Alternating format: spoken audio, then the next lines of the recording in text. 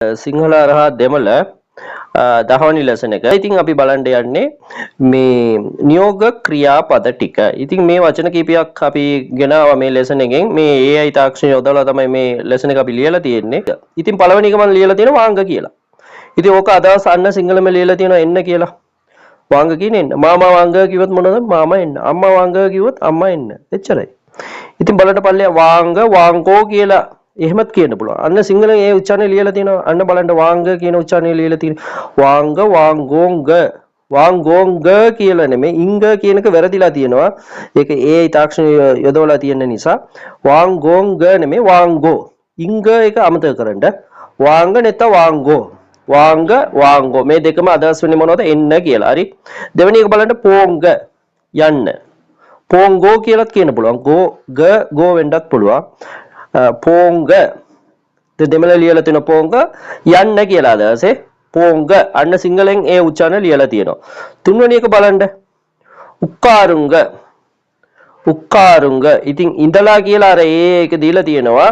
ඕක නෙමේ වාඩි වෙන්න ඉඳ ගන්න කියලා. ඉඳලා කියලා සිංහලෙන් දීලා තියෙනවා. ඔයාලට කියවන්න පුළුවන්. නමුත් ඉඳ ගන්න කියලා තමයි අදහස් වෙන්නේ. ඉඳලා නෙමේ ඉඳ ගන්න වාඩි වෙන්න. ඉඳ ගන්න වාඩි වෙන්න කියලා තමයි ඔය අදහස් වෙන්න ඕනේ. මේ උක්කාරුංග. දැන් පල්ලියත් උක්කාරුංග කියලා දෙමළ ලියලා තියෙනවා. මෙතන උක්කාරුංග කියලා සිංහල අකුරේ ලියලා තියෙනවා නේද? උක්කාරුංග. එතකොට මොනවද අදහස්? වාඩි වෙන්න කියලා. ඉතින් මෙතන නිල්ලුංග නිත්කුංග කියලා ලියලා තියෙනවා. ඔක නිල්ලුංග වෙන්න ඕනේ. නැගී සිටින්න. ඒක හරි. නිල්ලුංග නිල්ලුංග කියන මොනවද? නැගී සිටින්න. නිල්ලුංග. ඉතින් ඕක නිත්කුංග කියලා ලියලා තිබ්බද? දැන් කතන දෙමළ තමයි මම මෙතනින් කියලා දෙන්නේ. ඒ ඉඳ මේ AI තාක්ෂණය යොදවලා තියෙන ඉඳ අකුරු වැරදිලා තියෙන්න පුළුවන්. මේ නිත්කුංග කියලා තියෙන ඕක වැරදි ඇත්තටම. ඕක මට මෙතන හදන්න විදියක් නැහැ. ඒකයි මම නිල්ලුංග කියලා ලියලා තියෙන්නේ. ඔයාලා නිල්ලුංග කියලා ලියා ගන්න. මේක ඉගෙන ගන්න කට්ටිය නිල්ලුංග කියලා. ඉතින් ඔයාලටත් වැඩ දෙන්න එපායි.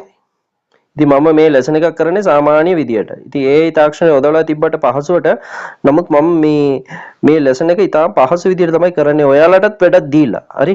ඒ ඉඳන් නිල්ලුංග කියලා වෙන්න ඕනේ. හතරවෙනි එක. නිල්ලුංග කියන්නේ නැගී සිටින කියලා සිංහලෙන් හරියට දීලා තියෙනවා. නිල්ලුංග. ආයෙත් එකපාර කියනකෝ. ඊළඟ පස්වෙනි එක බලන්න සාපිඩුංග කියලා ලියලා තියෙනවා. සාපිඩුංග. ඒක හරි. කාන්න කියලා දෙමළෙන් සිංහලෙන් ලියලා තියෙනවා නේද? කාන්න කියලා. ඒ ඉන්නේ එහෙම කරන්නේ. සාපිඩුංග කන්න කාන්න කියලා ලියලා තියෙනකොටම ඔයාලා දන්නවා ඔක වැරදි කියලා. ඉතින් ඕක කන්න වෙන්න ඕනේ නේද? සාපිඩුංග කන්න. සාපිඩුංග කන්න. හරි. ඉතින් 6 වෙනි එක බලන්න කුඩිංග. කුඩිංග මොනවද? කුඩිංග. ඒක හරි බොන්න. කුඩිංග කියන එක බොන්න. අන්න සිංහලනුත් ඔකල දීලා තියෙනවා. ඔයාලට බලා ගන්න පුළුවන්. කුඩිංග බොන්න. වතුර බොන්න. වතුර බොන්න. තන්නි කුඩිංග. පාල් කුඩිංග. පාල් කියන මොනවද? කිරි. තේතනි කුඩිංග. තේතනි කියන්නේ තේ වතුර. හරි. එතකොට තව පාරක් කියලා දෙන්න. ඊළඟ 7 වෙනි එක බලන්න කේලුංග. අහන්න කියලා අදහස්. ඕක හරි. හරියට දීලා තියෙනවා. කේලුංග. ඒක ලුයනු කේලුංග. දැන් මෙතන අපි කියලා දෙන කතන දෙමළ තමයි. ලිඛිත දෙමළත් ඔයාලා මේ පාසල් දරුවන ලියා ගන්න පුළුවන් ඕක. කේලුංග. ඉතින් සිංහලනුත් දීලා තියෙනවා නේද? කේලුංග කියලා. ඉතින් ඔතන අපි උදාහරණ 10ක් විතර ගෙනලා තියෙනවා. දැන් 8 වෙනි එක බලන්න පාරුංග කියන වචනයක් දීලා තියෙන්නේ. මොනවද? පාරුංග. පාරුංග. බලන්න කියලා අදහස් නේද? පාරුංග කියන මොනවද? බලන්න.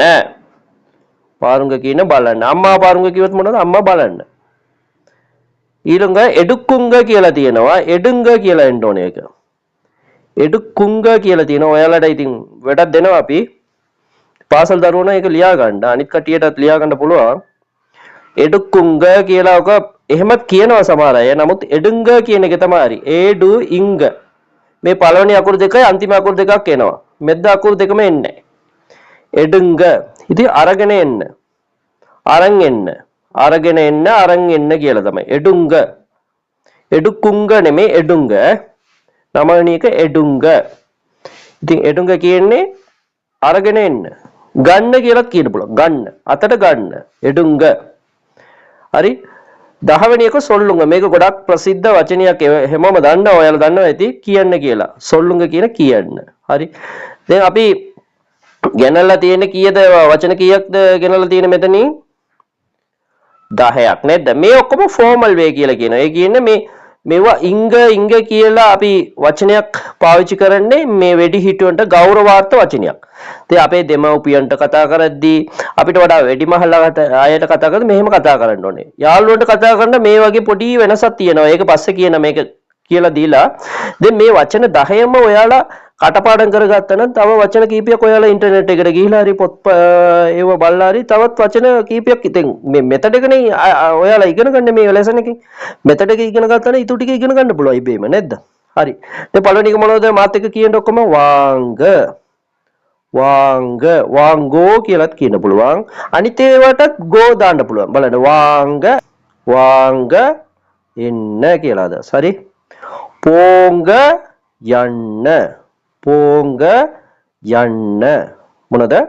පෝංග යන්න. 3 උක්කාරුංග ඉඳ ගන්න වාඩු වෙන්න. උක්කාරුංග වාඩු වෙන්න. නිල්ලුංග ඔක මේ ලියලා තියෙන වැරදි කිව්වා. නිල්ලුංග නැගී සිටින්න නැගිටින්න. නිල්ලුංග නැගිටින්න. හරි. නිල්ලුංග නැගිටින්න. 5 සාපිඩුංග කන්න. සාපිඩුංග කන්න. 6 කුඩිංග බොන්න. කුඩිංග බොන්න. කුඩිංග බොන්න. 7 කේලුංග අහන්න. කේලුංග අහන්න. කේලුංග අහන්න. 8 පාරුංග බලන්න. පාරුංග බලන්න. පාරුංග බලන්න. 9 එඩුංග අරගෙන එන්න ගන්න. එඩුංග ගන්න. එඩුංග ගන්න. එඩුංග ගන්න. 10 සොල්ලුංග කියන්න.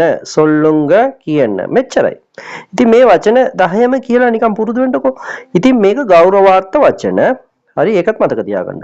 ඉතින් සාමාන්‍ය අපේ ඉන්ෆෝමල් වේ කියලා ඉංග්‍රීසියෙන් කියනවා. ඒ කියන්නේ අපිට වඩා පොඩි අයට, මිතුරන්ට, දරුවන්ට අපි පාවිච්චි කරන කොහොමද? නිකන් ඉතින් වාංග වා වෙනවා.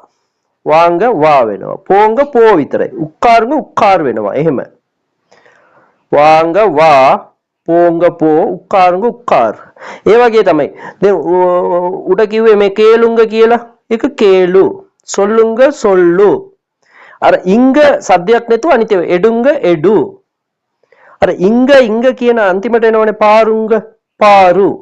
ඒක අයින් කරොත් නිකන් normal අයට කියන්න පුළුවන්. අපිට වඩා පොඩි අයට කියන්නේ. ඕනෙකින් ඉතින් වාංග ඉංගනේ අපි මෙතන අයින් කරලා තියෙන්නේ. වාංග වා වෙලා තියෙනවා.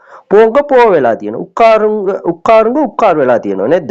ඒ වගේම ඉන්ෆෝමල් වේ එක අපි යූස් කරන්න පුළුවන්. ඉන්ෆෝමල් වේ කියන්නේ අපිට වඩා පොඩි අයටයි මිතුරන්ටත් කියන එක. ඉතින් මිතුරන්ට අනිත් එක කියන්නත් පුළුවන් උඩ කියලා දීපු එක. මේක කියන්නත් පුළුවන්. හරි. කියන අය වාංග එන්න.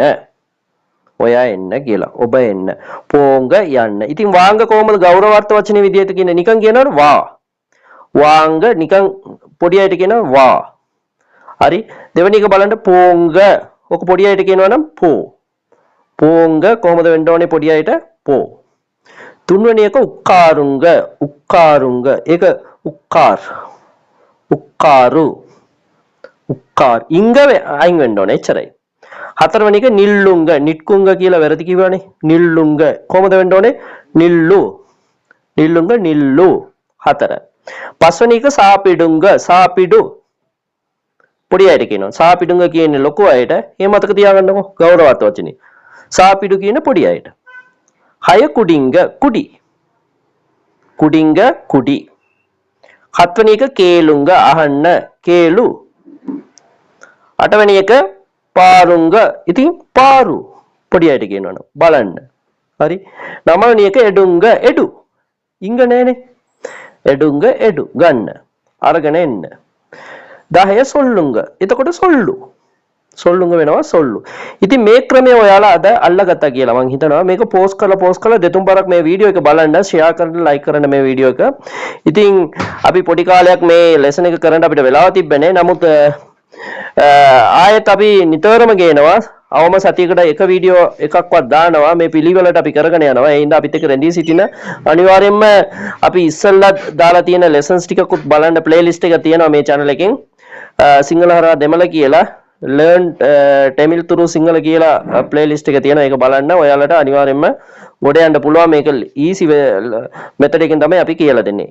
එතකොට ඊළඟ lesson එකෙන් ඊළඟ lesson කියන්නේ මේකම තමයි. මේක කොහොමද අනිත් විදියට කියන එපා කියන අර්ථය ප්‍රශ්න කොහොමද අහන්නේ මේ ක්‍රියාපදත් එක්ක කියලා 11 වෙනි lesson එකේ අපි හමුවමු. ආයිබෝන්.